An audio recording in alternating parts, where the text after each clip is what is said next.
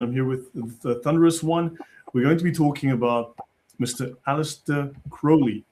Now, Crowley was considered the greatest Satanist of the 20th century. And of course, as we've discovered, he loved Islam. And as we've discovered from the Fabian Society, who were also deeply into the occult, we also learned that this deep state, if you will, also was deeply in love with Islam, highly respected Islam. And Crowley and the members of the Fabian Society detested weak Christianity. But they, of course, loved the virtues of Islam. And so this tells us that these Satanists, they feel that there's a great compatibility between Islam and Satanism. Don't take my word for it. We're going to see what Crowley has to tell us. And so far, he's told us plenty. So good evening, guys. How are you doing? And what are your thoughts on this whole Crowley loves Islam vibe? Yeah, for me, it's quite interesting to see that there are all these links to people that that people have been told a different story of who they were, and then you dig into the real cases and we see all of these links. And it's kind of weird that they all seem to have such great fascination and admiration for Islam. It's really bizarre. Yeah. Thunderous, any thoughts from your end? Well, hi, everybody. It's only appropriate that I identify myself as a guy that's full of fire, zeal, and sex appeal, considering that the subject is Aleister Crowley. But that being said, what amazes me is, one, I wasn't aware of the link to Islam. But yet again, if I'm going on with the theme that we've been discussing for the past couple of weeks, are the seeds sown in the past, particularly towards the end of the 20th century, to where we are now, and that is all the books and things that are printed, the roots of the Fabian Society, and now we're discussing Aleister Crowley, which is round about, I forget when he wrote the book, but it'll be late 18th century. So yeah, sorry, late 19th, early 20th century sort of guy. Yeah, so it seems interesting that all the influences that we have in the world today are sown 150 years ago. Yeah, what's also interesting for me, of course, is, I mean, we see the rise of hatred against Jews. This is coming back. However, all of these accusations that people make, we can find them far worse, far more direct, far more explicit, far more detailed in Islam. And somehow Islam always gets surpassed. It's always been the fault of one particular group. But here we can see that the most radical, the most anti-Christian members of Western culture in the last 150, 200 years, all of them detest Christianity, are viciously anti-Christian, but all of them embrace Islam. All of them embrace these Islamic principles. All of them love Muhammad. And this just shows to me the compatibility of Islam with things like Satanism, socialism/communism, its compatibility with mass genocides, its compatibility with totalitarianism, oppression of women. This is clearly the kind of ideology that just fits well. Well, Islam being the kind of ideology that actually fits very well with the worst movements we have seen in the West, and seems to be part and parcel of their inspiration. Yeah, can I just add on to that, Lloyd, that Islam seems to fit as well the worst side of human nature, one of them being lust and the other one being rage and anger and an inclination of the flesh towards violence. Yeah. JC, any thoughts?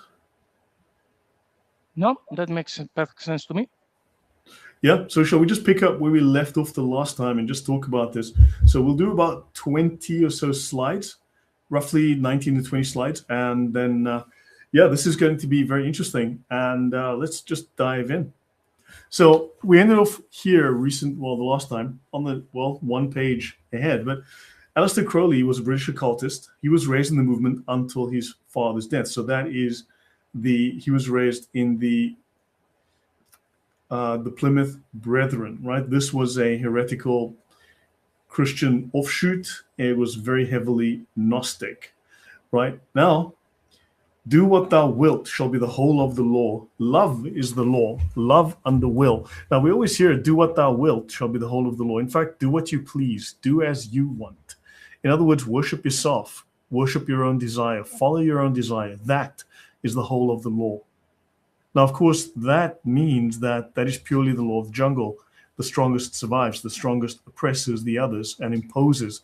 This is the imposition of will. This is not respect and tolerance of getting along with others. Love is the law, but it says love under will. So love is suppressed under will. So where does this take us? So this is his most famous and frequently quoted phrase. And he speaks of the pursuit of your true purpose, your true will. Now, this sounds innocuous, but as we'll see, it is not.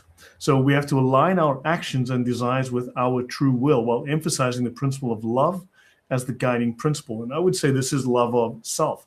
This would be extreme narcissism. Now, love and the will is the love of the jungle. It's the law of the jungle. And we can go to these couple of websites here, hermetic.com, Crowley, right? And this libotl. We can have a look. And this is what they explain to us. On the surface, there's little distinction between the new law and the canon of anarchy. How is the law to be fulfilled in the case of two boys who want to eat the same orange? What if you want the same goal? What if it's two governments that want the same piece of land? What if it's any kind of conflict on a global scale and you've got a government that's infected with this ideology? But since only one boy at most can eat the orange, it is evident that one of them is mistaken in supposing that it is essential to his will to eat it. The question is to be decided in the good old way by fighting for it. So this is the law of warfare, the law of conquest, the law of defeating others, the law of bloodshed. Any thoughts from you guys on this? Because this is not love. This is violence. This is permission to commit violence for your own will. For your own Could this be interpreted as well, fighting for the flesh or the will of the flesh? So if the will is it has an inclination towards, say, sexual matters, whether they be hetero or deviant, then your inclination is to give into the flesh for it or fight the flesh for it.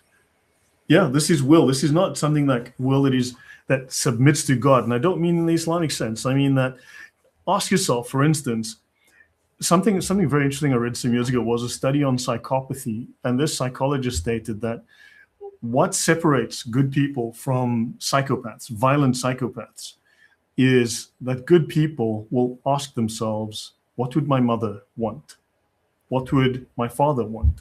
Or what would my brother, or someone who's influential in their life, someone that they wanted to please because that person's respect and was important to them. Or they would ask, what would God want of me? What would Jesus want, right? How would Jesus want me to act? In other words, they submit their will to a higher authority outside of themselves that they look up to and respect. Here, we have the psychopathic view is, what do I want? What does my will say? And that is purely selfish. Any thoughts on that, guys?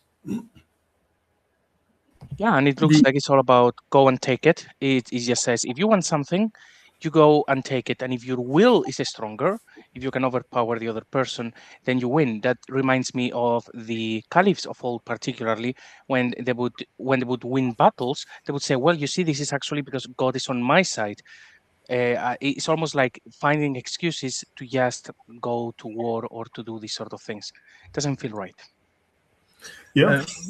My inclination straight away when you was going through this was to go to the book of Galatians chapter 5, where it talks about the works of the flesh and the works of the spirit. So there's a contrast between the two in the latter part of the book of Galatians chapter 5, and where the Bible is asking us to work against the inclination of the flesh rather. Aleister Crowley is basically proactively saying, no, give in to the flesh, stop that fight, but give into it. No, agreed. I mean, think of, and we see this especially amongst a certain demographic of late. We see this in videos around the world. They walk into a store, they grab a bag or a basket, they load up with stuff, and they just walk on out, right? We do see this amongst a particular demographic very often, and that is love and the will. Do what thou wilt. And of course, nobody wants to fight them. And as we will see, if no one is willing to fight you, then they must be your slaves. So this is just getting away with what you can, violating others' other laws and violating the rights of others, or just what is socially normative, what is binding society together, right? So the fighting should be done chivalrously, with respect to the courage of the vanquished. As brothers, fight ye. In other words, there's only this difference from our present state of society, that manners are improved. Sure, whatever you say. There are many persons who are naturally slaves. I thought slavery was bad, but apparently slavery is good. Who have no stomach to fight, who tamely yield to anyone who is strong enough to take it. These persons cannot accept the law. This is also understood and provided for in the book of the law. The slaves shall serve. So in other words, those people who walk in and just steal things, they are not bad people. They're the ones who are, you know, their love is under will, and you are their slaves. How do you guys feel about that? Well, first of all, anybody that naturally says no stomach to fight, wants to bear in mind, and you guys are probably aware of this, I'm sure many people listening to the show will accept this as a truth, that some human beings are prone towards, or have a tendency or a disposition towards violence, and they seem to be very natural towards it. But many human beings aren't. Many human beings just want to live a simple life. It is not to suggest that they are weak in any way. It's just that that's the way that we've been designed. We've been designed to not be violent or aggressive. And let's be honest, some human beings, no matter what their size, because I've seen very big men, but very incapable of defending themselves. So, and it's just the mental part of our mind and the way that we are as human beings individually, that it's not that we're weak. It's just that we're not been designed to fight. So this, for me, is almost legitimizing the bullying and the intimidation and negative actions towards those from which that you can derive benefit from or exploit. Yeah. As Villainous said, the woke. I mean, if you look at the Russians, you look at communism, socialism, it's a form of jihad, because revolution, they have to use infiltration, subversion, and revolution to push their particular agenda, to bring communism to the world. Muslims must use jihad to bring the Islamic revolution to the world. It's all the same thing. And this is just psychopathic use of violence for their own benefit, for their own beliefs. He says, it is possible for any apparent slave to prove his master who are fighting his oppressors, even as now. But he has this additional chance in our system that his conduct will be watched with kindly eye by our authorities. Think of two-tier Britain, where certain groups can commit all sorts of acts of violence. I mean, we had recently in the UK, someone used an edged weapon, and they placed it into his body, in his neck, and he called to the police for help. The police arrested him and let him bleed out on the pavement, where he is no longer with us. And of course, the reason that he was arrested was that the perpetrator who used the weapon to place it into his neck had said that this man had committed a racism. So he had committed a racism, and therefore the police arrested not the one with the sharp pointed object, but the man that had committed the racism, and they let him bleed to death on the street. And then later on, they found that the man who said that he had had a racism committed against him had seemingly also the possession of the other man's telephone. So somehow there might have been a certain theft involved, and who knows, but apparently it is okay to do things like this, and the police will aid and abet you. Yeah. That whole story, I think maybe we'll go into it next week. But there's one part there that when the police arrested him, they put him in handcuffs as well. Yes. And it's only, I dread to think what would have happened, because when he was confronted by the guy with the certain religious headpiece, if he didn't have, he pulled out his phone and started recording. Had he not done that, I dread to think what the situation would be now. Yeah, shocking. So, but this is how it is. So think about it. Maybe these kinds of laws and rules apply to those that take what they want.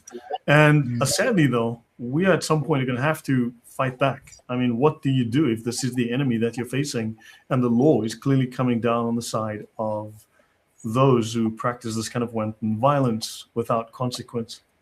Okay, so love under will is the love of the jungle. So you may now ask, as they write, as Crowley's people write, how such arrangements are possible. There's only one solution. it has always been admitted that the ideal form of government is that of a benevolent despot. So a benevolent despot, so a kindly, totalitarian, oppressive government, a dictatorial government that looks kindly on people who will use violence because those aren't slaves. Isn't that fascinating? And despotism has only fallen because it is impossible in practice to assure the goodwill of those in power. The rules of chivalry and those of Bushido in the East gave the best chance to develop rulers of the desired type. Chivalry failed because it was confronted with new problems. Today, we know perfectly what those problems were and are able to solve them. And they said here, those knights who did not hesitate to add the wisdom of the East, yeah, like Islam, in other words, Sufism, to their own interpretation of Christianity, and represented in that time a movement towards the light of learning and science, which had been brought to fruition in our own times with the labors of the Orientalists, right? And Madame Blavatsky, she's certainly very influential to various people, especially certain groups in Germany, for instance, before World War II, to say nothing of such philosophers as Schopenhauer and so on. So yeah, we need to reinterpret Christianity through an Islamic lens, and we need to add occultism to the mix. And once you start adding this crazy woman to the mix, you're going to get lots of crazy ideas that fueled groups like, those with certain failed painters. Okay, any thoughts before I move on? No, I'm good. I'm good. So, violent elitism. So on the surface, this sounds liberating and individualistic, emphasizing personal freedom. However, Crowley's interpretations become hierarchical, almost Darwinian framework. In fact, it's very, very Darwinian, where conflict over desires, like two boys wanting the same orange, are resolved through violence, with the victor presumed to be aligned to their true will. So this is might makes right. These are the worst of human behavioral principles. These are the worst kinds of behavioral guidelines you can have. This is not mutual respect. This is dominance through violence. So this is a misuse of love. It is deceptive, right? Because you're justifying aggression, you're justifying violence and domination and slavery, right? And this is a false interpretation of compassion. So do understand that just as these elitists, these Islamically influenced occultists, these anti-Christian occultists misuse the term love, which we would understand in a Christian sense, they also then misinterpret, misuse, misapply, and misrepresent and distort things like empathy, compassion, mutual care. So while we might have the same vocabulary, we happen to have extremely different dictionaries. So yeah, this is not love. This is sanctioned violence dressed up as philosophy. So love does not involve dominating or subjugating others. Let me bring up something here that's going to be of relevance to us. So please understand that this is something that is now endemic in the world. For Christians, love is patient, love is kind. It does not envy, it does not boast, it is not proud. It does not dishonor others, it is not self-seeking. It is not easily angered, it keeps no record of wrongs. It does not delight in evil, but rejoices with the truth. It always protects, always trusts, always hopes, always perseveres. It never fails. So, yeah, that is what we would consider love. But these people, this is not love. And slaves shall serve, and the master class, the elites, rule over them, is a worldview where power, not love, is the true currency. And who is love in the Bible? Who is love? God is love. There's the point. So who are they working against? Against God. And it's inverse against the Bible yet again. Yeah, this is satanic. This is just pure Satanism. So understand, this is genuine Satanism, and this is why Islam is so compatible with Satanism. If you take one thing away from this, understand that Islam is compatible with the lowest, the worst of human desires. Satanism, totalitarianism, they hate Christianity, they love Islam. Okay, so jihad is a spiritual virtue. So Crowley's work promotes a system where might makes right. So fighting resolves disputes. The victor is presumed to embody the true will. And this is not sophisticated. It is not chivalry. It is justification, as Thunderous said, for bullying. Slaves who don't fight are inferior and must serve the strong. That's elitist and dehumanizing. But this is the way that they demoralize you. This is how they impose their will over you. And at some point, you may need to fight back. Understand that sometimes, you know, like socialism, you can vote your way into it, but you have to shoot your way out of it. Now, this philosophy doesn't just tolerate violence, it celebrates it as a path to spiritual mastery. So this is really not an intellectual thing. This is purely just raw violence and about control through violence. It's not about mutual respect or growth. It's about winners and losers with no room for those who reject conflict, unless you want to be a slave. So it takes a universally positive term to mask an ideology that anyone sane would find disgusting. By pairing love with will, he creates an illusion, a falsehood, which has this supposed balance and harmony. But the system rewards aggression and dismisses the weak as unworthy. So, and this is a rejection of Christianity. It's a rejection of Christ.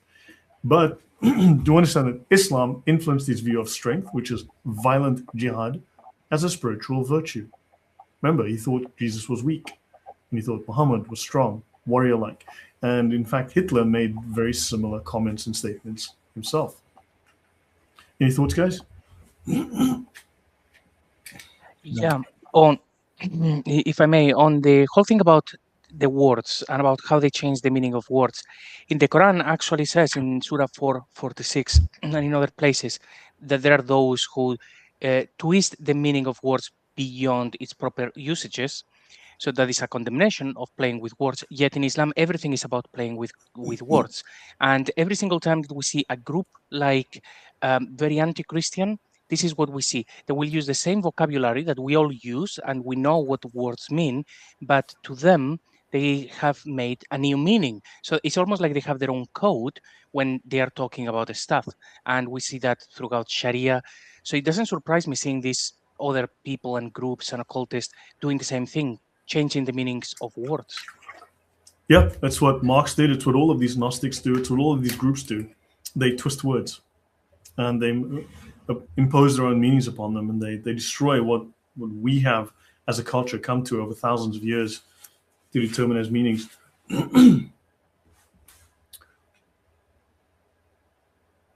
Okay, so man is a god is also the atheist position. I've covered this on my talks on atheism many, many times, where they see themselves as the pinnacle of creation. Man is a god or becoming a god. So, so his reinterpretation of the Shahada as there is no God but man, because he reinterpreted the Shahada as there is no God but God. There is no God but man, reflects a radical humanism. Now, this is a position that other Islamic scholars in the past have come to as well. But Crowley uses mystical Islamic imagery, Muhammad as a magus, Saladin in OTO rituals, and even the Sufis are violent. People don't realize, but Sufis are known for extreme violence in the past. So the civilized audience that hears about Crowley's philosophy will reject and recoil in disgust at the idea that fighting determines worth or that slaves must serve. So his philosophy isn't just contradictory, it's a deliberate misdirection that uses the language of love to sanctify violence and domination. So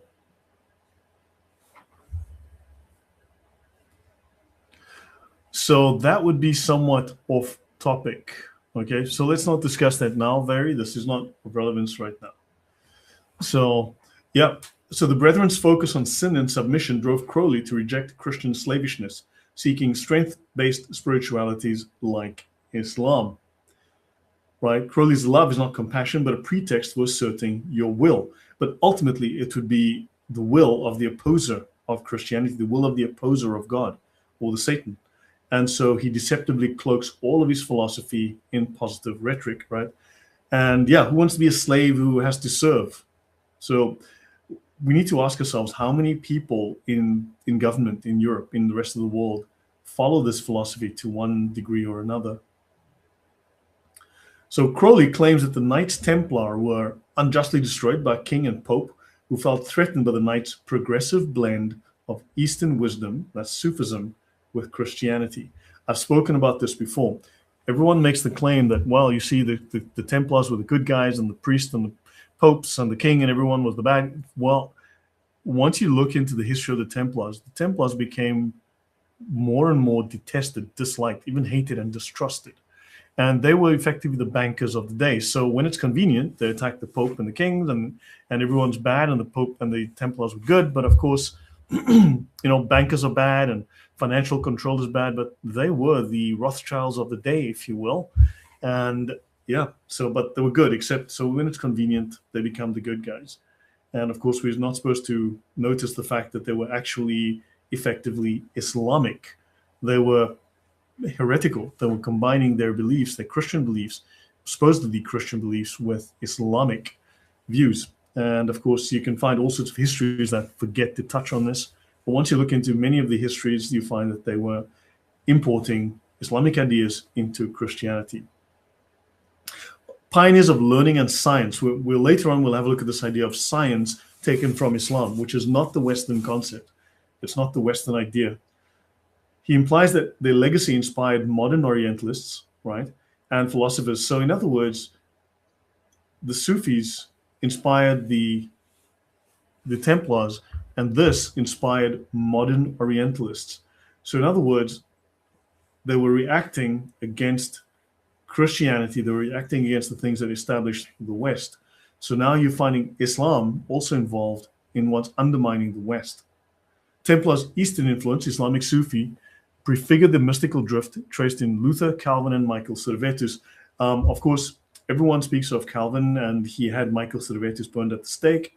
What few people realize is that Michael Servetus was promoting the Qur'an as superior to the Bible. He was promoting Muhammad as superior to Jesus, as the superior example, and he was effectively all but Muslim. So he was also combining Christian and Muslim ideas, and he was heavily influenced by Muslims who were fake Christians in Spain.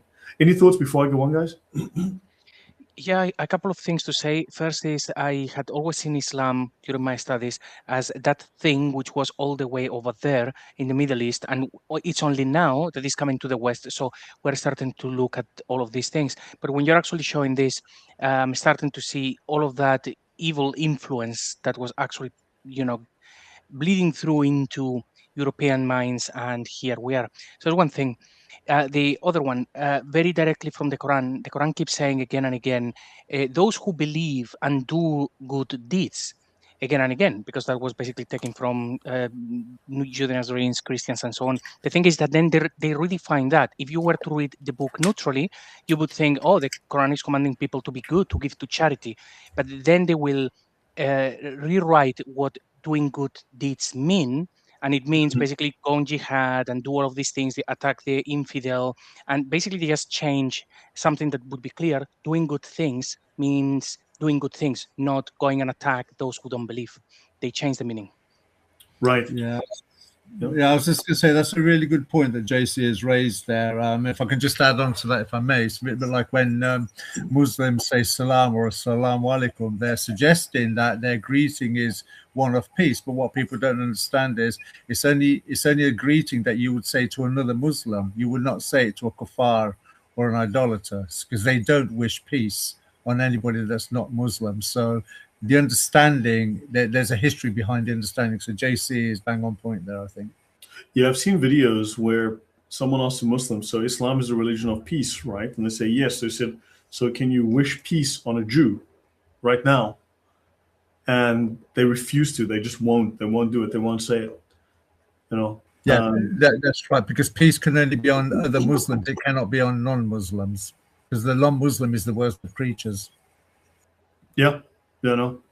It's kind of shocking. But So the Knights Templar from 1119 to 1312 were active in the Crusades. They encountered Islamic culture in the Middle East, and they absorbed lots of Sufi mystical ideas like divine unity and unmediated spirituality. There's a scholar called Al-Khalaj that influenced them, amongst others. Okay. Now, this legacy of mysticism, inner experience, which is Gnosticism over church authority, parallels what we call these free spirit heresies of the 13th to 15th centuries. And these come before the Reformation. These are ideas, ideologies that penetrated into Europe, especially Spain and Italy, also Eastern Europe. But let's think of Italy. That's going to be very influential here in the 13th to 15th centuries. They also saw direct union with God, right? Now, direct union would mean instead of having to have a church, instead of it being a priest, you say, no, I'm talking to God. I've got him on speed dial. I have a direct connection to God. I don't need no book. I don't need no priest. I don't need no church. I don't need no anything, because I'm a Gnostic now, right? So these are ideas that they took, which infected the West and which influenced ultimately the creation of the Reformation movement, right? Now, also we'll see this in Peret's Mirror, which is a book published in 1296. And when you look at all of these ideas, in the future, I'm going to be talking about these philosophies and all of these movements that prefigured the Reformation. You're going to find that they all are heretical, and they come before the Reformation. And then the people that influenced the reformers, the people that taught the reformers or were members of their families, taught this to the reformers, and the reformers then adapted these ideas and said, hey, we've got a new take on Christianity. But I'm going to go into length on that in the near future. So this mystical thread, potentially Sufi influence, connects Luther's inner man, right? Because the inner man knows. It's just a sense of knowing, right? And he speaks of this in the Theologica Germanica, which is a mystical text, which is effectively, should we say, Gnostic. It's about, because I have a feeling. You see, I'm inspired by God. I don't need no man to tell me. I don't need anyone to tell me anything. Calvin speaks of a mystical union. I just know that these books don't belong in the Bible.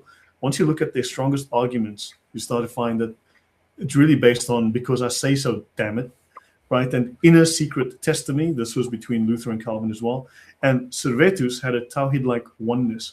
Let's just say that the story we're told of the Reformation and how it formed is at best incomplete and at worst a total lie. And that's something that I want to take apart in the near future.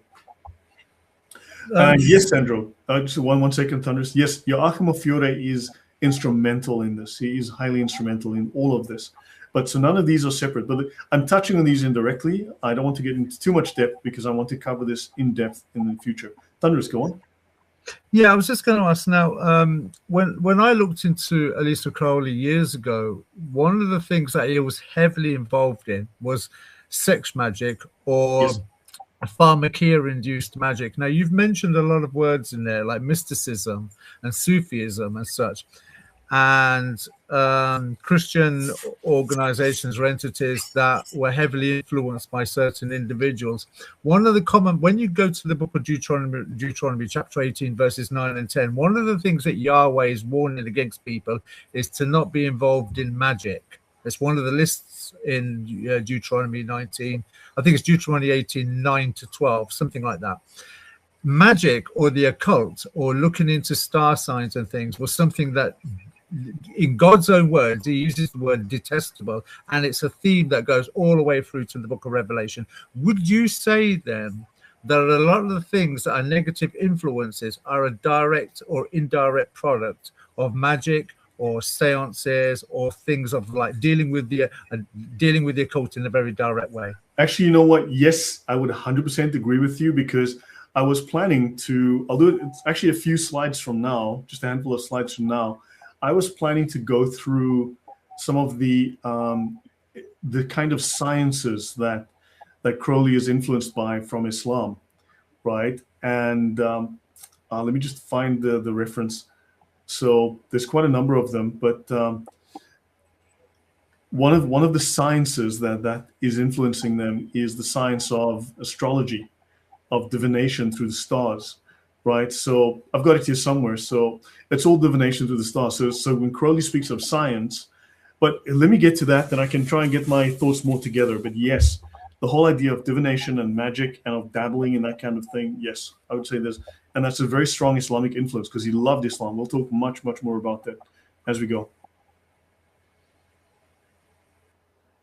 Yeah, so is Thelema satanic? Yes, it rejects any kind of biblical morality.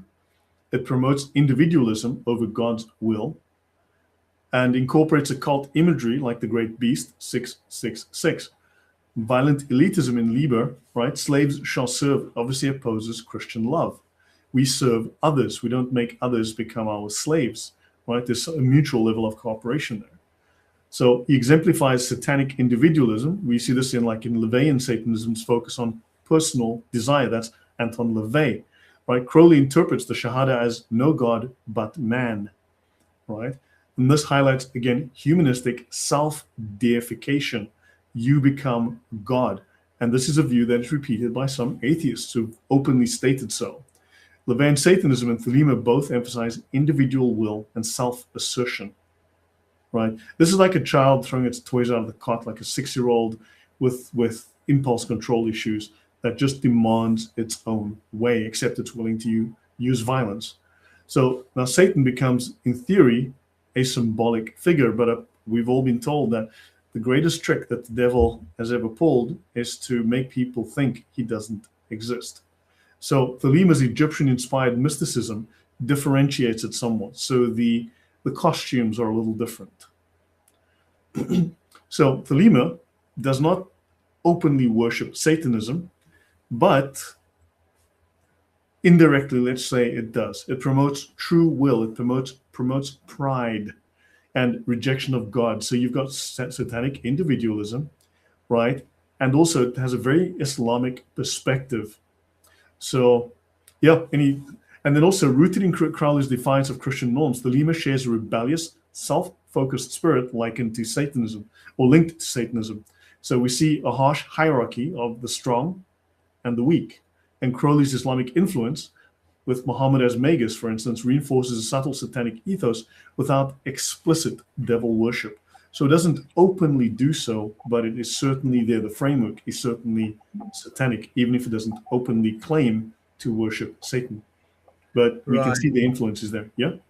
Yeah, I was just thinking, when you go to the book of Genesis and God places the tree of knowledge of good and bad and says to Adam, don't eat from it, because if you eat from it, you will die. But then later on in chapter 3, verses 1-5, you find that Satan, hiding behind the snake, basically turns around and says, if you eat from this tree, you will be like God, knowing good and bad. And what people don't understand is the tree of knowledge, good and bad, didn't open their mind to new information they didn't have. It represented God's right to determine what is right and wrong. If they did not eat from it, they were showing by their own free will. God had the right to determine right and wrong. By eating from it, they themselves says, no, we ourselves will determine what is right and what is wrong. Now, the interesting thing is, Jesus in John 8:44 refers to Satan as the manslayer. Right? Satan has never killed anyone directly, but he uses lies to kill people. And you can, from what I'm looking at this, it's very much the same trick that he used with Eve. The same trick he used with Eve, where he says you can determine right from wrong yourself. You don't need God to tell you. In effect, you become your own God.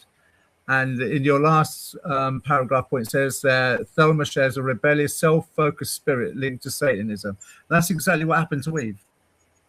That's a very good point. Yeah, so it's subtle. It's a subtle drift, but it's dressed in this very fancy language and this very classically, I don't know, what would one say, sophisticated-looking dress, sophisticated-looking ceremonies. It looks really nice, but once you dig, this beautiful facade is actually very, very ugly. Anything from you, JC? You're so quiet at the back. I'm just thinking a lot about this.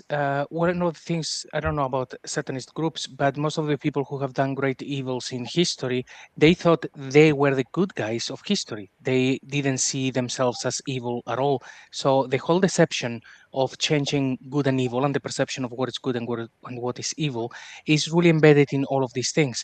When to any one of us, we would know what is good and what is evil. It's pretty much in our DNA. But these sort of groups, as well as truly evil people, they will convince themselves otherwise, that they are the heroes of the stories. Very weird. Yeah, no, you're right. They just redefined good and evil, like Thunders was saying. So humanist Satanism, mostly atheistic. So humanism is another, we need to look, if we go back to pre the Reformation, you go back to the humanist movement, all the reformers were humanists. Please understand that's actually going to be very, very important. They all took on humanist names and identities. And prior to that, you had the Renaissance. And the Renaissance is not as squeaky clean as people think. A lot of ugly things there in the history that we need to look at. So LaVey's Satanism is atheistic. Now, while Crowley and his movements don't explicitly say they worship the devil, they worship themselves, but their worship is opposed to God. So they are opposing. They are satanic in the sense that they are opposed to God. They're opposed to the law of God, the natural law of God. So LaVey, he also claims, no, we're atheists, right? And he describes his religion as a carnal religion, a religion of the flesh. And that's not just sexual, but think about the similarities to Crowley ideas, a religion of the flesh. And again, this is different in opposition to what God wants from us.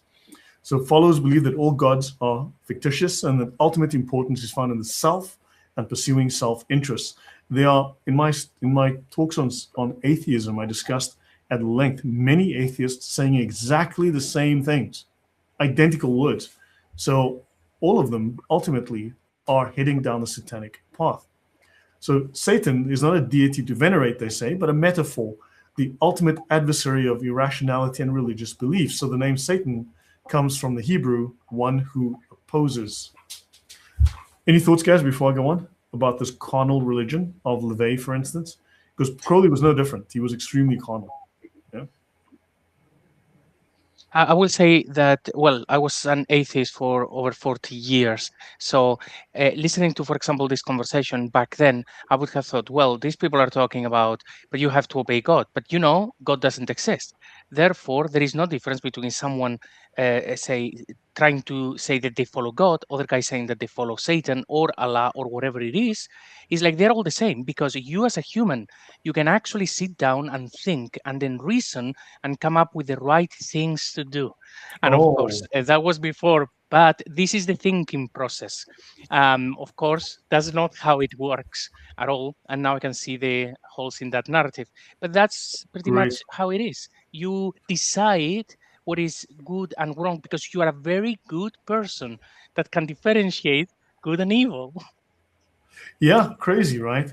And also you said, like, no, it doesn't matter. That's also called indifferentism. That's another heresy where all ideas are the same. All things are the same. Islam is exactly the same as Christianity, exactly the same. No, they're not. No, they're not. I mean, that's just the destruction of reason. Yeah, an amazing turnaround there, JC.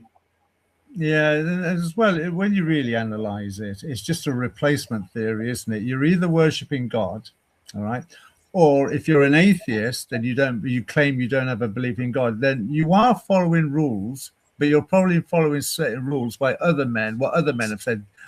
Say, for instance, the government of the country that you may live in, they set in rules and you obey them. So if you're not worshipping God or following God, you're following other men. And if you're not even following other men, you're following what you yourself believe. So you yourself have become a god, because you're not subject to anyone, you're only subject to yourself. So you're either subject to yourself, you're subject to other men, or you're going to be subject to God. But because you deny God, you've become subject to other men. If not other men, then yourself.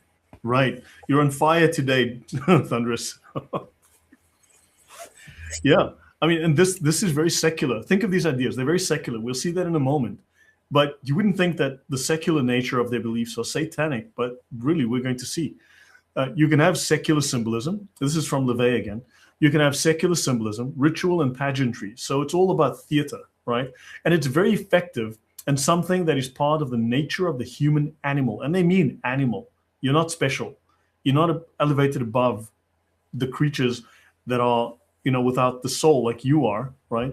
So the ritual chamber can be a place where you can dramatically perform what I call self-transformational psychodrama, right? Think of woke psychodrama.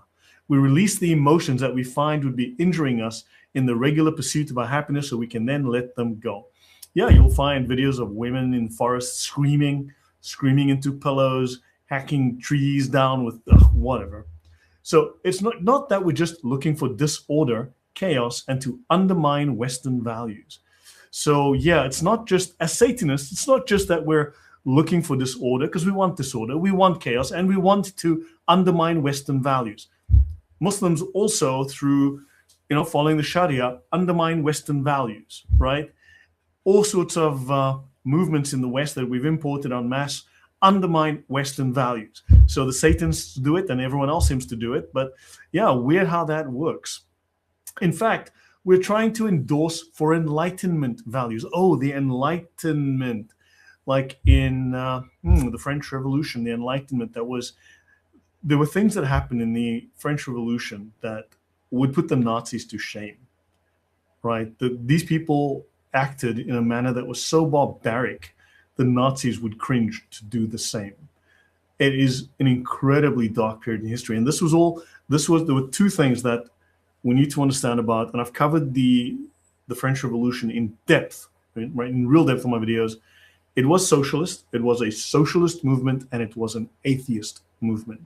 It was socialistic and atheistic, and it was brutal in a way that is hard to put in words. It was the most barbaric period one can think of. It brought out barbarism and the worst of human behavior in a way that the atrocities are beyond words. So understand that these Enlightenment values are the worst events in history, in our modern history, can be linked to the Enlightenment. And these ideas can be linked to Satanism. And these same ideas are very compatible with Islam. And they bring here, and he says, so we endorse Enlightenment values and we bring reason and respect for science into bettering the human condition. An atheist could easily say that. This is Lucian Greaves. He is the spokesperson for the Satanic Temple. Yeah. Now, briefly, before I bring you guys back on for a second, so the Temple's 7 tenets, right? The Satanic Temple's 7 tenets speak to this worldview. They ask followers to act with compassion, to respect the freedom of others, and to take care that beliefs don't distort scientific facts. And now let's go have a look at these beautiful ideas that these Satanists promote. Any thoughts, guys, before I go on? I will just point out that so the Enlightenment, it got a very nice name. There are lots of these things in history that they have such beautiful names, like, oh, you see, it looks like light has now come to you, but they don't really tell you about what really happened. It's quite interesting. Yeah.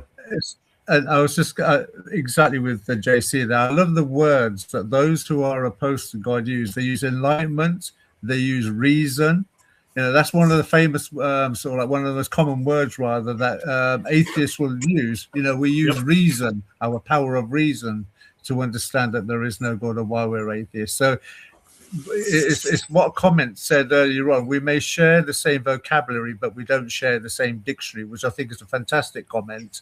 But you're seeing evidence of it here. Yeah, thank you. Well, thank you, Panonsky Governor. €6 from you. It says atheists use takia, kitman all the time. Good work. Thank you very much. Yes, I 100% agree with you. I have an extensive series on atheism. I've got many episodes going through the history of atheism, especially modern atheism, and it is very little different in many ways from the Satanism that we know today. It is very little different from jihad. So yeah, JC, let's share your screen before I move on. Yeah. Yes, to show. So enlightenment is like, the word sounds very good, but this is what the reality sort of looks like. It doesn't feel very enlightened to me. Very barbaric, I'd say. Yeah, they wanted to kill lots of people quickly, so they created that. Century Since says that series is one of the very best, Lord. Thank you, Century Since. Yeah, thank you. No, it was a horrific time. It's shocking what happened during this supposedly flowering of atheist thought. It was the most brutal, barbaric, disgusting events in history that many of the facts are still being suppressed today. It's not common knowledge. It was not a great event. It was... Okay, well, let's have a look at the 7 fundamental tenets. You should strive to act with compassion, with empathy towards all creatures in accordance with reason. You must struggle for justice in an ongoing and necessary pursuit that should prevail over laws and institutions. So you need to strive for social justice. And if you believe that your movement or your idea is just, then it should prevail over existing laws and institutions. In other words, ignore all the traditions, ignore all of the laws that came before, because you've got a better idea, you see. So impose your law and break all the rules, you see, because they're wrong and you're right. You're better than them. Your body is inviolable, subject to your own will alone. The freedoms of others should be respected, including the freedom to offend. To willfully and unjustly encroach upon the freedoms of another is to forgo one's own, except unless they are doing something that you don't like, then you should fight them and harm them and impose your will upon them and make them your slave. Beliefs should conform to one's best scientific understanding of the world. One should take care never to distort the scientific facts to fit your beliefs. People are fallible. If you make a mistake, you should do your best to rectify it and resolve any harm that may have been caused. Unless, of course, you're a conservative, a Christian, unless you support Trump, in which case you're evil and you should be, someone should pull out their grandfather's, firearms from the cupboard and go get up on a roof and, aim at the neck, or, strike at their necks. Interesting that it was strike at their necks, and people like Charlie Kirk were struck in the neck. Every tenet is a guiding principle designed to inspire nobility in action and thought. The spirit of compassion, wisdom, and justice should always prevail over the written or spoken word. So your sense of, your belief of, your Gnostic idea of what is right, your sense, the spirit, because I'm enlightened by the great spirit of compassion, of wisdom, and this must always prevail over the written or spoken word. This must always prevail over the Bible. What anyone says, do what the hell you want. That is satanic. Now, this, believe it or not, these are the core tenets of the Satanic Temple. Sounds wonderful.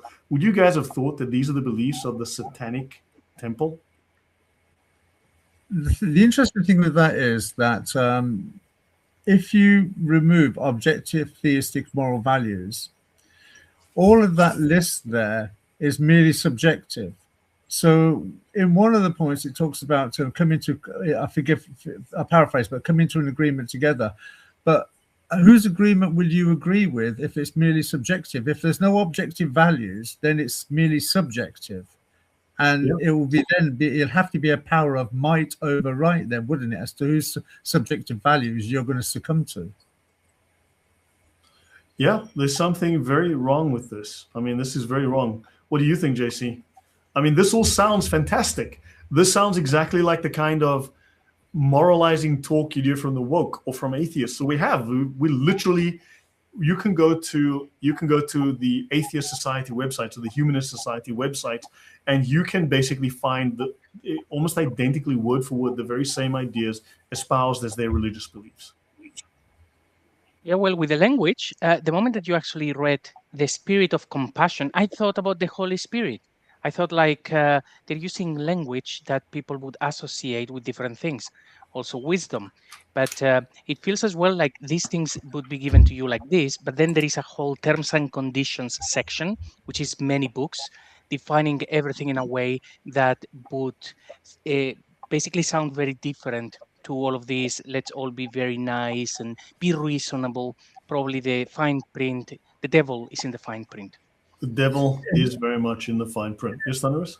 And I'm just saying it's kind of ironic that these people have a mere material view. So everything in that list is meaningless if your worldview is just nothing beyond the material in the first place.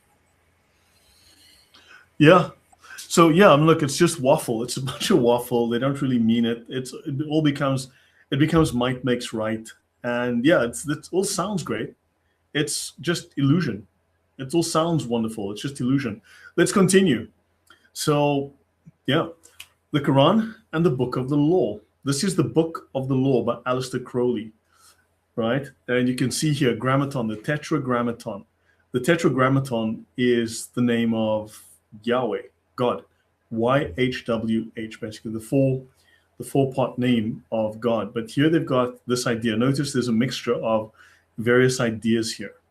Right, so this is a mixing of multiple religions, just like Islam is a mixing of multiple religions, from paganism to who knows what.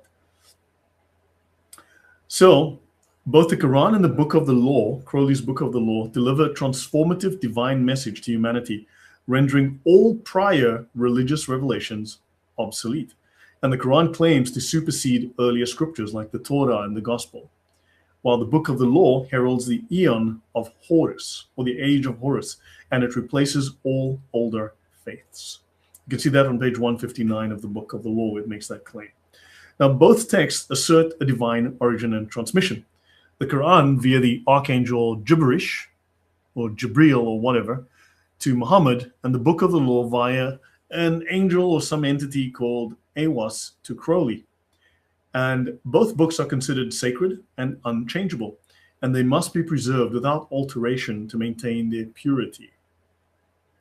Thelema adopts Islamic practices such as daily prayers akin to Salat, which is the Islamic prayer. Thelemic greetings of the sun, the Liber Resh, mirror Islam's timed prayers, dawn, noon, sunset, and midnight. And the concept of Qibla, because in Crowley's religion, of course, you orient towards his house. Right? Of course. Holy shit. Sorry. You orient towards Boleskine house, his house. So guys, I'm going to start a religion. I'd like you guys I need to do a talk on whatchamacallit on what's that stupid thing again that the one that Tom Cruise belonged to. What's that religion now again? Scientology. Heck, if I ever do a talk on Scientology, and it all comes from this Madame Blavatsky bullshit, once you get into that, it's equally ridiculous. It's just completely ridiculous. You see the same crap that these guys all took, and they mixed it, and they made their own little idea around it, but it all comes from the same garbage. It's just so funny. But yeah, so you orient towards Boleskine house, which directly references Islam's Mecca-facing prayer. So guys, what I'm going to do is I'm going to start a religion. You can call me your Lord and Savior, and you're going to pray towards Poland, I guess. We can work something out. I'll let you guys know, okay? I'll let you guys know. So and I'm going to need money for a private jet, for a Rolls Royce, and to build it a nice temple.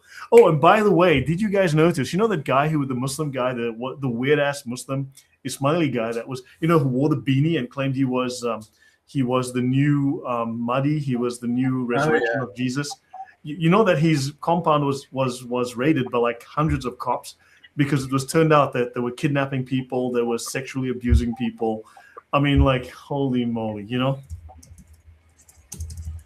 because people who believe these weird things, people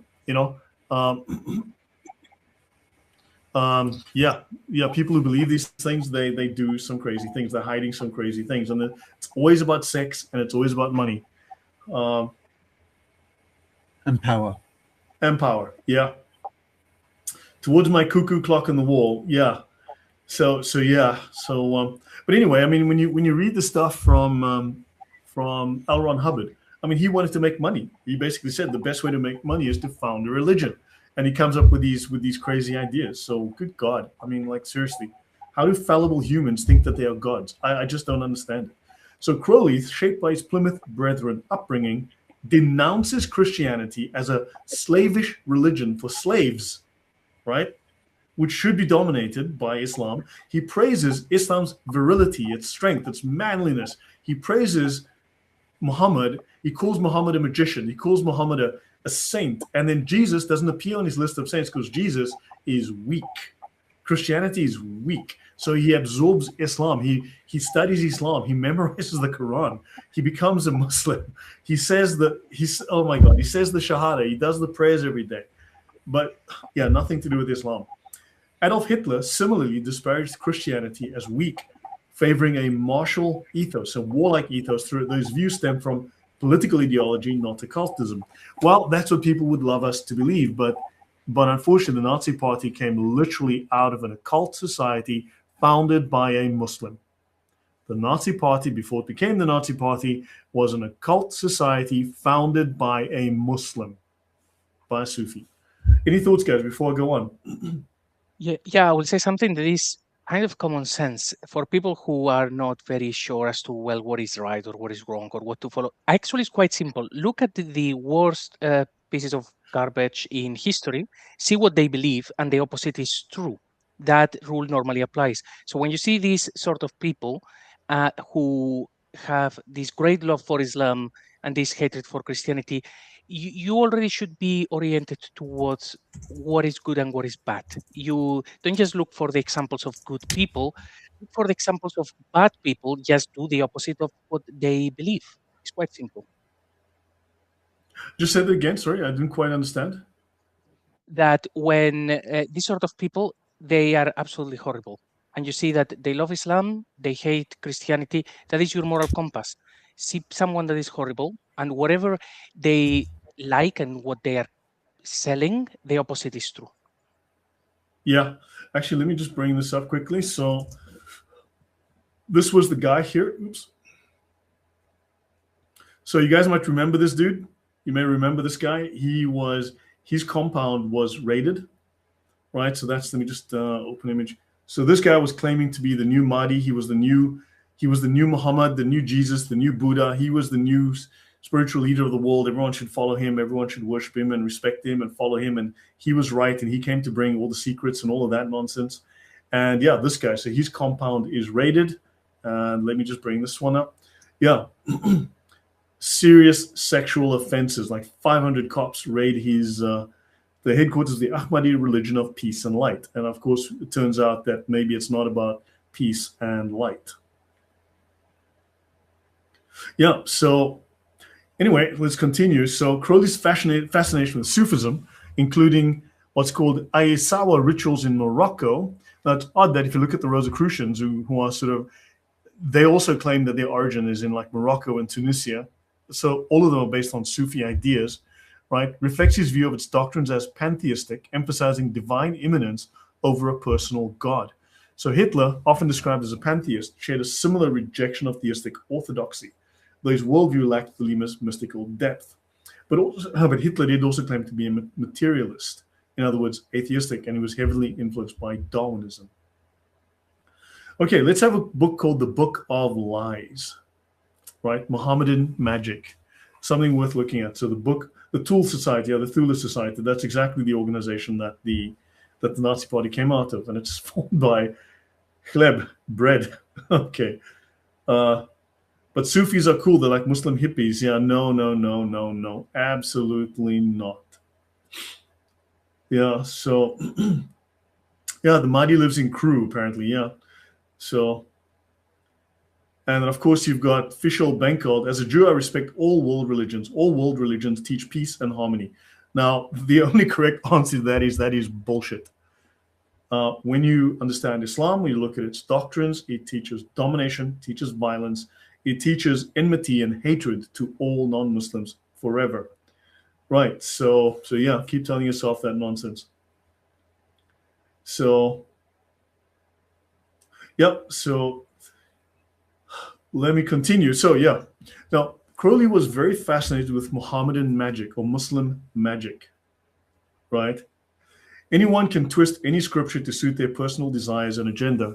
But while that is true, you're still talking bullshit, because Islam explicitly has extremely, I'm not just talking about the Quran, when you look at the Sharia, it has pages and pages, hundreds of pages, dozens of pages, explaining things like cutting off of hands, sex with minors, including infants in the cradle.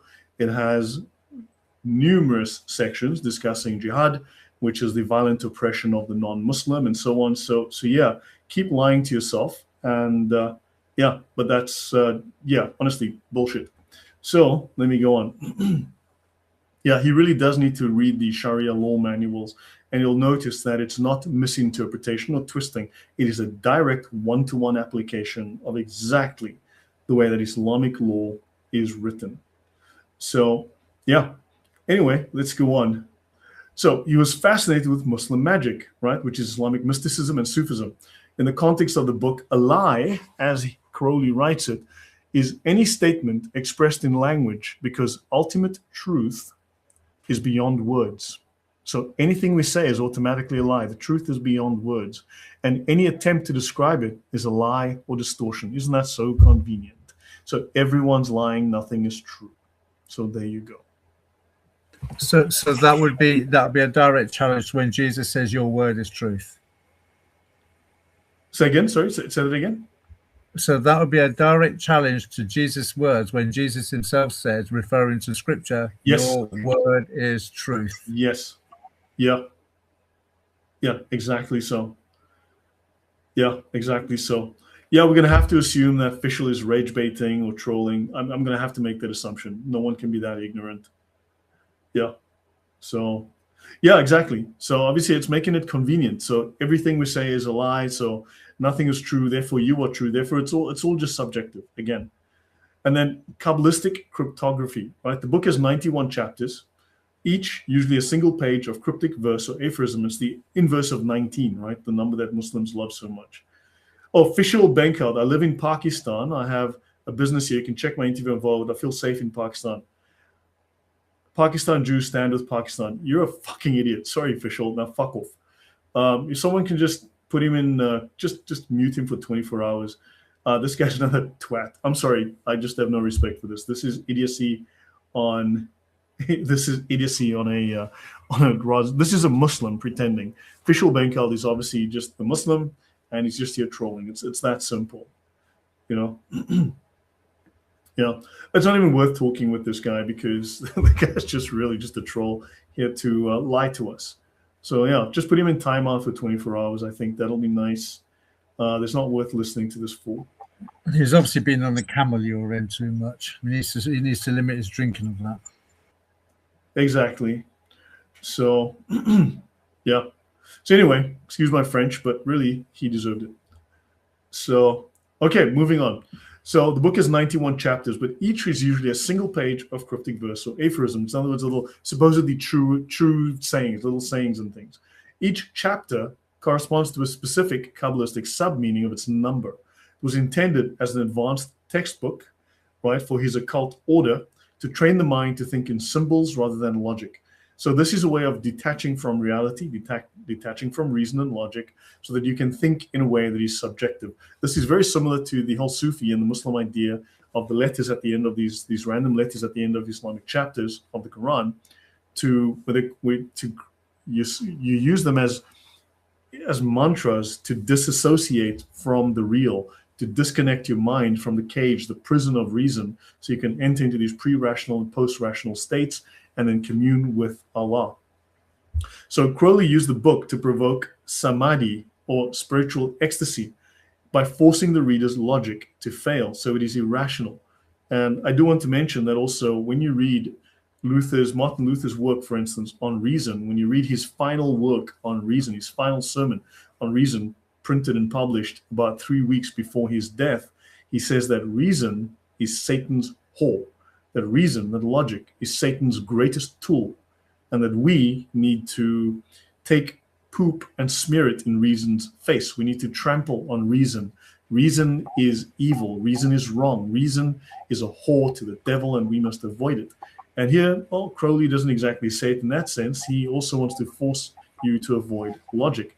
So by presenting contradictory statements such as the universe is a rejection of God, so the universe is a rejection of God, he aimed to bypass the rational intellect known as the ruach to reach the higher intuition. So it's everything to reject God and accept your own subjective sense. And he frequently referred to Mohammedan magic, right? Muslim magic, right? This is his term for Islamic and Arab or Islamic occultism. And he admired the rigorous monotheism of Islam and the intoxicated or drunken devotion found in Sufi poetry, seeing it as a parallel to his own magic of the world. Any thoughts before I go on? I was just thinking there, when everyone seems to be challenging the power of reason, and yet again, that's another direct challenge to the Apostle Paul's words in Romans 1:20. Yeah, what did you say there in that? For his invisible qualities are clearly seen from the world's creation onward, because they are perceived by the things made. So his eternal power and Godship is without excuse. Your power of perception is also your power of reason, because you're looking at something and you're analyzing it and you're determining, the mind behind it, as it were, the beauty or the purpose behind it. Yeah. You know that science began as an outgrowth of Christian thought, because unlike the atheists, Christians believed that we had a rational creator who created a rational, understandable world. And because we were created in his image, we could understand to some degree his thought. And that because we are rational beings, the world was rational and God was rational, and we could determine the laws that founded the world. That doesn't mean we had perfect knowledge, but it means we could comprehend that. And therefore, as a culture, Christians created science. They created they started to create mathematics. They started to develop technology. And we are so far ahead of any other culture and we shared that with the world because we believed in a rational God. Whereas you look at these atheists and others, they believe that there is no rationality. There's only, there's just randomness and chaos. And there was no point in even trying to understand. Islam teaches that Allah moves everything, literally where every raindrop falls or when it falls and how fast it falls. Whereas from a Christian point of view, we say, no, there is the science, there's the laws of nature. Right? We have a completely different sense of what is science versus what Islam believes science. So, yeah. Any thoughts, JC, before I go on? Yeah. Yeah, I can actually do two comments on this. One is, so in Islam, that's exactly what happens. One of the techniques that they use is the many contradictions, and it happens even from the Quran and then the traditions. For example, what we said before, do good deeds, but then they will tell you good deeds means go and attack the infidel. It will have contradictions, such as God created everything in 6 days, and then it says created everything in 8 days within the Quran. So when you are holding two thoughts in your head that you must believe them both, but they contradict each other, that causes a lot of problems and you are easily manipulated. The outcome of all of that is that now when you show 26 different Qurans to the Muslims and you say no book before the printing press was free of scribal errors, you have 26. Actually, you have many, many more. At least and 45. You show the sources. 45 known canonical versions of the Quran, at least, yeah. Yeah, they will still point at that and say, no, there is only one Quran perfectly preserved. So they will deny what is in front of their very eyes because of all of that word magic and everything that you are describing here with Crowley. Yeah. No, I actually was preparing a section on this whole science of Islam. Turns out not to be Western science at all. It's in many cases, we'll probably have to leave it for the next show, but science in Islam is about rhetoric. It's about science of words and language, of manipulation, of deception, and it's the science of the occult. So it's not about logic and reason and mathematics and physics. It's not that. They have a very vastly different idea of science. So it's the science of that Muhammad brought, the science of the understanding of the spiritual world, personal development. We know Islam is barbaric and backwards, but they believe they have the true science, the greatest science. So they have science like law and they have science like physics, but really they borrowed all of that, stole all of that, plagiarized it from the West for the most part. So yeah, they're all sophists, atheistic science. Yeah. Well, I mean, think about it. Atheists have the idea of the multiverse because they would rather invent an idea that there's a multitude, millions and millions of worlds than say that there's one God. Can I just expand on that? 1 second, Wilderness. But look, honestly, just tell an atheist, well, sadly for you, we happen to live in that one multiverse where God exists. Too bad. I've read the book, The Devil's Delusion by Dr. David Belitsky, and he puts it this way. He says, yeah, I have both copies. It's a great book, yeah. Yeah, where he turns around and says things like, we're living in a universe that will forever expand, therefore the gravitational pull on certain galaxies will weaken and therefore the planet will float off into infinity and we will freeze. Then you have the universe that contracts and then we'll just burn up as all the particles come together at a single point. Then we have the oscillating universe where it goes in, out, in, out, in, out. And that one's been debunked already. Yeah, that's... Yeah, I know, but this is what then you have the multiverse, then you have the universe within the universe. And the way that Dr. Belitsky puts it, he says, anything is better than nothing, nothing is better than God. That's the sum total of the atheist mind. We will accept anything. It's a bit like the origin of life now, or abiogenesis, where they will say we either came from primordial soup, we came on the back of crystals, we maybe have come about via hydro vents, or even panspermia, where life came through a process of meteorites hitting the planet. Yet again, anything is better than nothing. Nothing. Yeah, it's sophistry. It's everything to avoid God. Even Crowley's nonsense. It's anything to avoid or defy God. I mean, it's not that they don't believe in God. They defy God. Yeah. Yeah, but just look at the lengths people will go to defy God, to avoid natural law. It's just crazy. And I mean, the alignment with Islam. JC, you've got this image up? Yes, kept saying about the multiverse. So I just remember this meme, which I thought Thandros would appreciate. I found it to be very, very funny.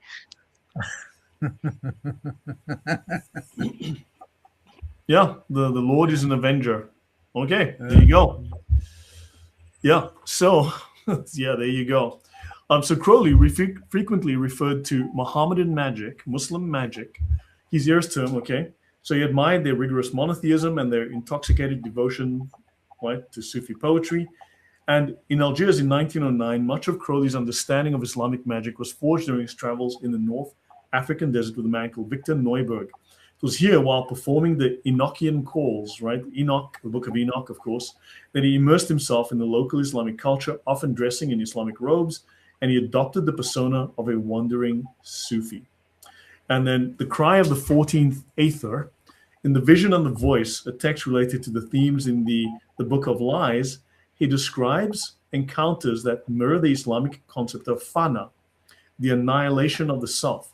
Now, this is a concept with Gnostics where you go through different stages, different stations, and you annihilate different aspects of your being, the things that bind you to earth, that trap you inside the prison of the flesh, inside the prison of reason, and you eventually become free, and you enter into these post-rational states where you can go through the veil and you can enter into Allah's throne room, and you can then merge, you can make communion with Allah, you become like him.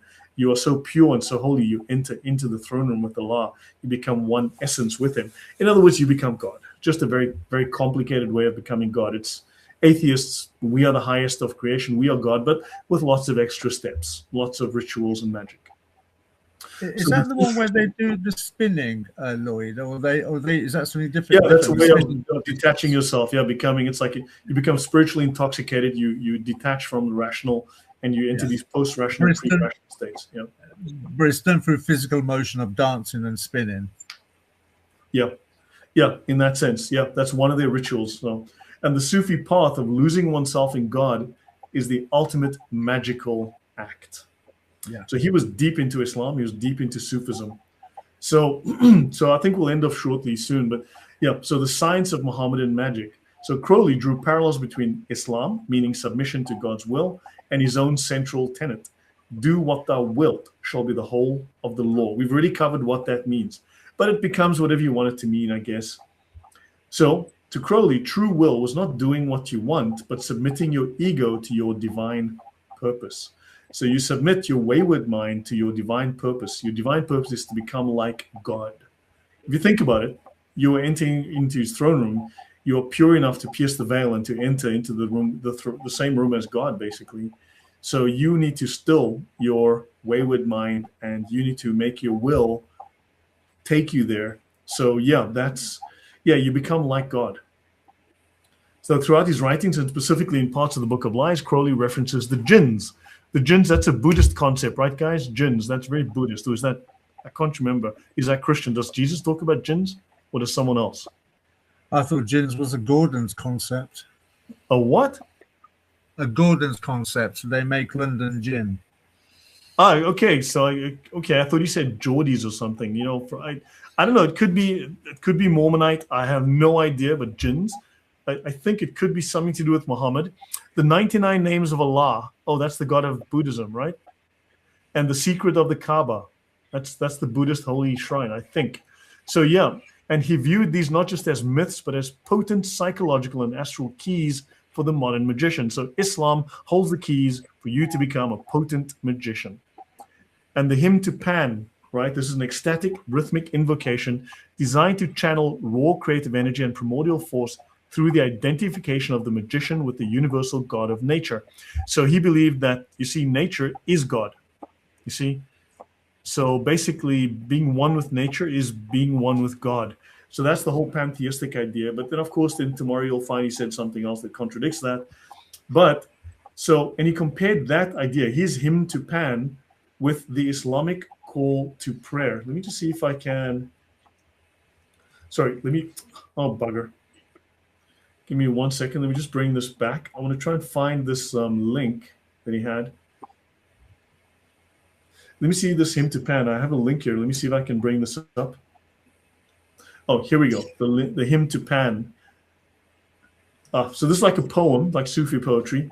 Thrill with listen lust of light. O man, my man, come careering out of the night. Of Pan, I, O Pan. Come over the sea from Sicily, from Arcady. Roaming as Bacchus with fawns and pods, and nymph and satyrs for thy gods.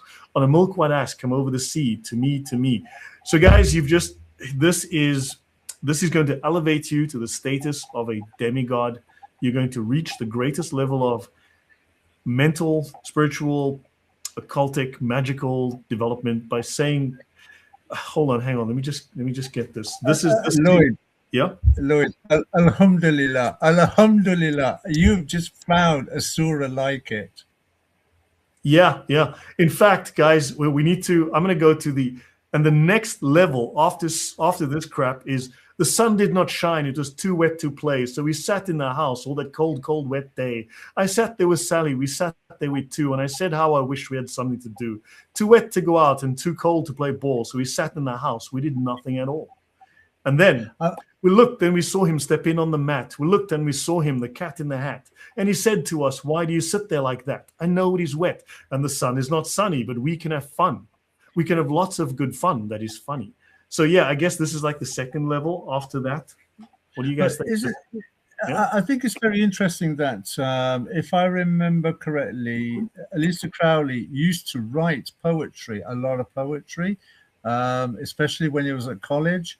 So do you think that there could be a direct correlation with the fact that the Quran itself is basically poetry? Now, the difficulty is, did Aleister Crowley learn Arabic? Because when you get the translation, it becomes a mess. So if you learned it in Arabic, if you learned Arabic and you could read the Quran in Arabic, then there could be a correlation between his own writing of or appreciation of poetry and also the Quran's rhythmic patterns of poetry. Do you think there's a correlation there? I think so. I mean, it's these ideas of, you say this crap to lose detachment with your rational mind, and they put you in various states. It's to get away from reason. God is reason, right? God is the logos. It's logic. The reason why I say that is because he did a book, didn't he? He did a book of poems called The White Stains. And but that's come on, you know what that means already, right? I know what it means. I was just going to go to the hadith where Aisha was scratching off a lot of white stains. Yeah. So there's an interesting correlation there. There is. Yeah. But his own little poem, he believed, was very similar to the azan, right? That's what the Muslims scream at 5 a.m. in the morning to wake you up in New York, right? As they say in New York, Allahu Akbar, right? So now he was fascinated by the sonic power, the sound power of the adhan, right? The Islamic call to prayer. And he believed that the vibration of words had a unique effect in shifting consciousness, similar to the way that he structured what he called the barbarous names, right? Long strings of ancient, unintelligible, or corrupted words. Just like those words in the Quran that no one knows what they mean at the end of these chapters, right? Often derived from Gnostic, Egyptian, or Akkadian fragments that Crowley used in rituals to exhaust the mind. That's exactly what the Sufis say, that the words at the end of the Quran, those nonsense words like Alif, Lim, Mam, they are used in exactly the same way. In rituals, they are rhymed to disconnect you from reality so that you can get lost in blah, blah nonsense. Any thoughts, you guys? Yeah, I will just say, adding to what Thunder said, whether there is a connection there. Well, if this guy actually created a Qibla, making people actually pray to him, to his home, and he imposed his Sharia, the Sharia of Crowley, and all of these other references, I think you have a very good point that this guy was very familiar with what was happening with Islam. Maybe he actually used that as the blueprint to make himself the new Muhammad and to make himself basically a God on earth, because in Islam, as much as Muslims will say that they pray to Allah, they pray to Muhammad, everything is about Muhammad, they obey Muhammad, and so on. So I think he just copy-pasted and said, I'm going to do just that. Yeah, no, exactly. So agreed. I mean, I think you guys are on fire today. Some really great comments. For instance, Sandra says, you overload your brain with nonsense to break logical thought, like Zen anecdotes. Exactly. And then we have here from Panonsky, at the highest state, you find there is no Allah. That people who reach those heights are some kind of superhuman. I've heard that from a guy who went through it a lot. And that is exactly something that is prevalent in the history of Islam as well with these Sufis. That's exactly it. So ultimately, the connection between the Book of Lies and Mohammedan magic or Muslim magic represents Crowley's attempt to create a universal magic. He wanted to strip away the superstition of religion to find the underlying science. And when you look, because he studied Islamic science, you start to find it's not very scientific. It's a lot about fancy word magic. It's a lot about fancy nonsense sophistry. It's a lot about the occult. It's not about what we would consider rational modern science. And remember, he founded a religion given to him by an angel or some deity that was the final book. He was the final prophet. Understand? So yeah, this is very, very similar to what we found with Islam. So I'll pause here. I think this is a good place to stop for tonight. I will go through some of that Islamic magic for the next time. Hold on, actually, let me just bring this up. For instance, I'll give you an idea, just a taste. The science of huruf, right? The ahruf, onomatomancy, a magical practice. We don't call magic a science. We don't call the occult a science, except for the people deep into that stuff. But that's not science, right? It's a magical practice based on the occult properties of the alphabet and the divine and angelic names which they form. But this is specifically referring to the Quran, right? So this is the science of the ahruf. So the ahruf is actually about creating magic, about summoning demons, about summoning angels, gaining control, gaining influence, getting power, right? And using the Quran as a magical book of ritual, right? For instance, ilm, science, knowledge, the result of laborious study, right? Like ilm al-asarir, divination, chiromancy. Thunderous, you spoke of that earlier. Divination, telling the future. Chiromancy, right? Seeing the future and so on. And the knowledge of religious obligations, right? So this is witchcraft. I thank you very much for that, Catherine. Witchcraft.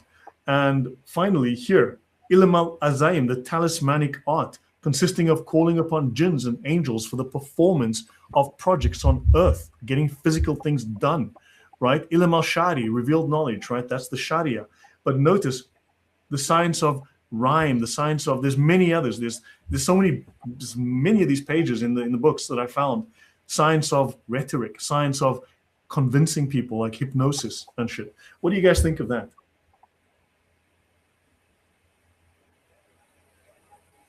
Well, for this thing, like with words, is before when you said the first time about word magic, I thought, okay, well, that's just going to be psychology. I think there is another element to it, but psychology is a great part of it. I remember this guy, Darren Brown, explaining how he could, make people believe or accept something without reason and doing these things. And it's by the use of actual language that can hijack the brain. Basically, psychology is very advanced psychology. So all of these things about doing either repetitions of rhythmic things, they all have a purpose.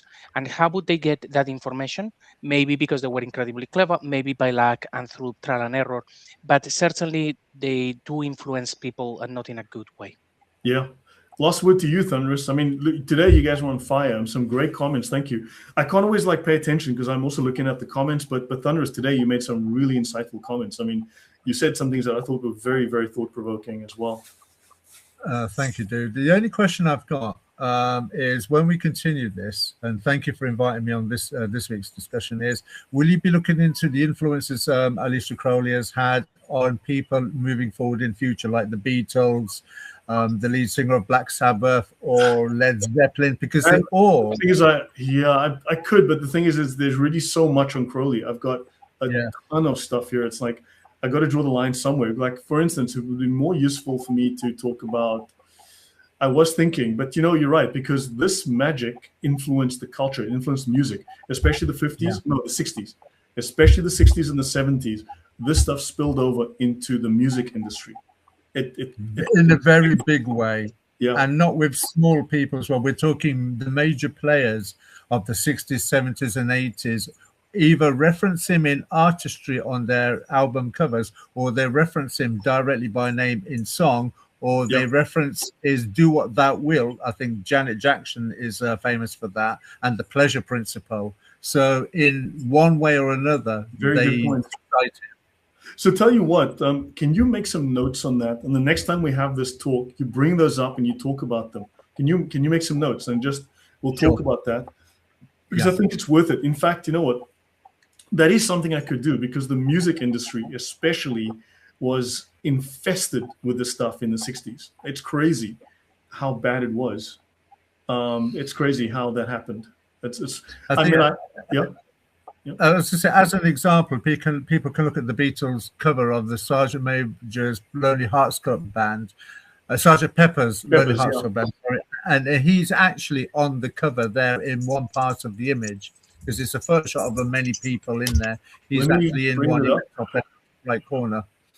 Let me just show. So one shouldn't consider. I don't think people should consider him some irrelevant piece of history. This is a major player as far as influence. So where is his image? Let's look for him. There he is. Top, go up, go up, go up. Top, second one. Oh, there he is. Yeah, right there. So hold on. Let me just let me just capture that. Give me 1 second. He's right here. Let me just bring it up. There he is. Top left corner, second guy. That's him right there. Yeah. Yeah. So this story is a lot worse than people realize. This stuff infected the music world. And but yeah, so what did you guys take away? So what did you guys take away from this? And for the audience, I mean, hopefully you've learned something. You've seen Islam is very compatible with Satanism. Satanism sounds a lot like humanism, the Enlightenment, secular culture. They use words like compassion and love and sit down and be reasonable and talk things through, but they're Satanists. They mean none of it. Yeah. You know, if you had to use the word, you'd have to use the word doublespeak from the book 1984. They will call it doublespeak. Okay. Yeah. So tomorrow is my next live. I'm doing the last portion. We've only got about 20 slides to go. Just a few. It's like 17 slides maybe of monotheism. So that's the last one I'll do tomorrow with JC. Then on Tuesday I have Usama. Usama wants to talk about how Islam has infiltrated the Democratic Party, which is very disturbing. So he wants to do a few episodes on that. So I guess we'll do that on Tuesday. And then, so the Democratic Party is definitely the mouthpiece. I mean, just like Labour is the mouthpiece of Islam these days. And at some point, people, this is going to blow up. I don't see how it's not going to. I don't see how this is not going to. Conflict is coming. It's unfortunate, but it's coming. And agreed. Yeah. So guys, that's it. Hopefully this all made sense. You can see Islam and Satanism are highly compatible. That all of them are anti-Christian, and all of this stuff is just severe nonsense. But what can you do? Last words, guys. Thank you to you, Lloyd. Thank you to JC. Thank you for putting this material together, Lloyd. Yet again, you are the only one that seems to be going in directions that other YouTube channels don't want to go, particularly with the influence of Islam in many different areas, and those areas that have gone on to influence certain genres of entertainment that we're all influenced by. So thank you for that, Lloyd. Thank you for your contribution, JC. And I'd like to thank to everybody in the audience and the chat for their comments and their participation. Welcome. Yeah, JC, from you. Yeah, thank you very much, guys, and thank you to everybody watching. This has been really, really interesting, and I look forward to these topics becoming mainstream in the next few years. Yeah. Guys, I was in Germany for a week, and I mean, normies at a table started talking about Islam. I said nothing. I don't tell people, I don't talk to people and tell them I have a YouTube channel and an online personality. I don't speak about that stuff, right? But these normies were talking about Islam. There's a Muslim woman at the table, and everyone started saying, yeah. And people were saying things, normies were saying things that apologists would normally talk about. I was amazed. The things that we talk about here are becoming mainstream, and people are very turned off by Islam. People are disgusted. And even Muslims have to, you know, obviously she was alone. She was very nice. She's more secular than Muslim, I would say. But then again, I mean, put her in a group and, you know, things change.